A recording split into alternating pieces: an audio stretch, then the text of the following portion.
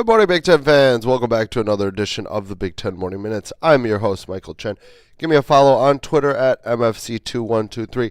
It is Wednesday, February 27th, Hump Day. And unfortunately, on this Hump Day, there's not much to report going on in the Big Ten.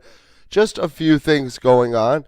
And it's all on the hardwood today. I am going to fill you in on the dates of everyone's spring starting football practices.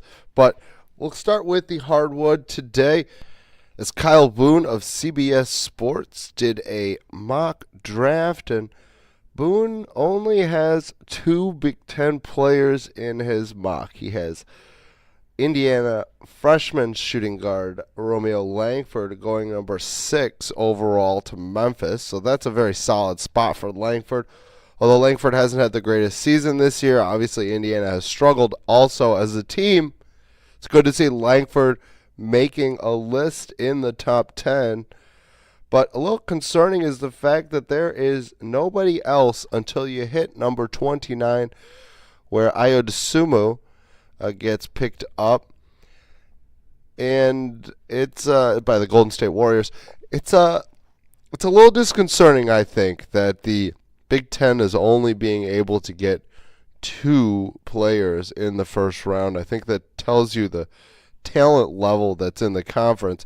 When you look at these mock drafts, I mean, obviously it's going to be littered with Dukes and Kentuckys, but for the Big Ten to only put up 2 players in there in the first round, I think that's a little bit concerning. It tells you kind of where the talent is in the conference. There needs to be more talent inside the conference, and you hope that this year's just a one-off for that, and obviously moving forward you'd like to see a lot more Big Ten teams a little bit higher represented in the NBA draft. Obviously the NFL is a little bit different with the Combine coming up here in a few days, but it's just unfortunate to see that the Big Ten is very underrepresented in Kyle Boone's most recent mock draft. One more note on the basketball court, and actually was off the basketball court, and that's why I'm bringing this to you. But yesterday, after the loss, Fran McCaffrey went a little too far yesterday as he went and cursed out an official in the tunnel after the game was over.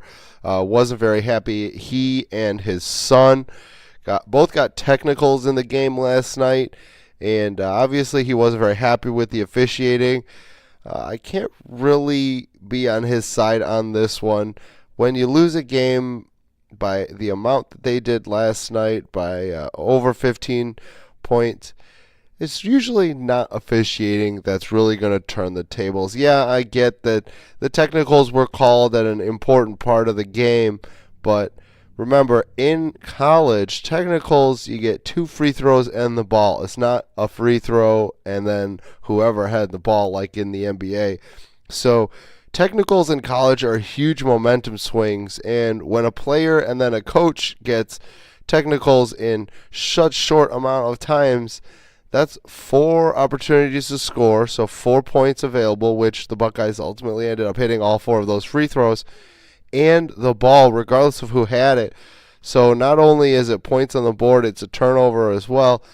And, it's just not opportune to do that in a close game when you're fighting for seeding in the NCAA.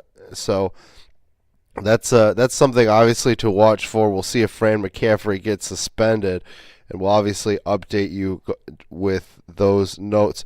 And I'm going to give you a list. This is off of 24/7. They've updated a lot of when teams are starting spring practice, so I'll run them down for you with what I have or what they have.